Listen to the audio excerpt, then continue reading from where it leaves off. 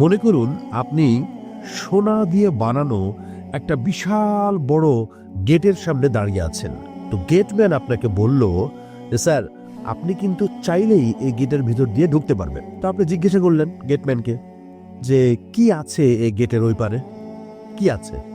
তো আপনাকে সে গেটম্যান বলল যে গেটের ওই পারে এমন এক সাম্রাজ্য আছে যা স্বপ্নের মতো। সেখানে আপনি যা ইচ্ছা তাই করতে পারবেন, যা ইচ্ছা খাইতে পারবেন, যা ইচ্ছা পড়তে পারবেন, যা ইচ্ছা দেখতে পারবেন, যেভাবে আপনার খুশি সেভাবে আপনি থাকতে পারবেন, চলতে পারবেন। আরাম, আয়েশ, মজ মাস্তি, মানে হোয়াট ইজ জিন্দেগি আপনার। আপনি হবেন সেই সাম্রাজ্যের রাজা। গেটের ওই পারে যে সাম্রাজ্যটা আছে, আপনি সেই সাম্রাজ্যের রাজা হবেন। আপনাকে এক নজরে একটা ভিডিওতে সেটা দেখায়ও দেওয়া হলো যে আপনি আসলে গেটের ওই পারে গেলে কি কি পাবেন। আপনি তো পুরো একদম অস্থির হয়ে গেলেন যে ও মাই গড, আমাকে তো সেখানে যেতেই হবে, এই গেটের ওই পারে তো আমাকে যেতেই হবে। তো গেটম্যানকে আপনি বললেন যে আমাকে কি করতে হবে গেটের ওই পারে যাইতে হলে? তো গেটম্যান আপনাকে বলল যে গেটে একটা তালা লাগানো আছে, আপনাকে ওই চাবিটা আনতে হবে।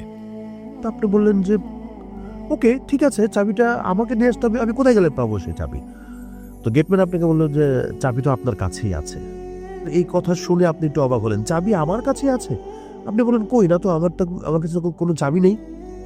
তো আপনাকে জিজ্ঞাসা করা হলো কেন আপনি এই কাজটা করেন নাই? এই কাজটা করলেই তো চাবি আপনার কাছে থাকার কথা।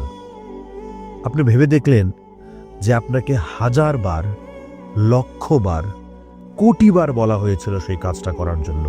আমাকেও বলা হয়েছিল 1000 বার, লক্ষ বার, কোটি বার এই কাজটা করার জন্য বলা হয়েছিল। কিন্তু আমি, হয়তোবা আপনিও, আমরা এই কাজটা করি নাই। আর ওই কাজটা করি নাই বলেই চাবি দিয়ে ওই স্বপ্নের সাম্রাজ্যে যাওয়ার গেটটা খুলতে পারবো না, পারলাম না, হয়তো পারবো না। আর সেই কাজটা হলো নামাজ, আর ওই গেটটা হলো জান্নাতের গেট। কারণ বলা আছে নামাজ হলো বেহেশতের চাবিকাঠি। জাস্ট নামাজটা যদি ঠিকঠাক পড়তে পারতাম, গুনাহ অনেক কমে যাবে। আসুন না, যাই করি নামাজটা না ছাড়ি, তাহলে অ্যাটলিস্ট কিছু একটা পুরস্কার তো আল্লাহর কাছ থেকে পাবই।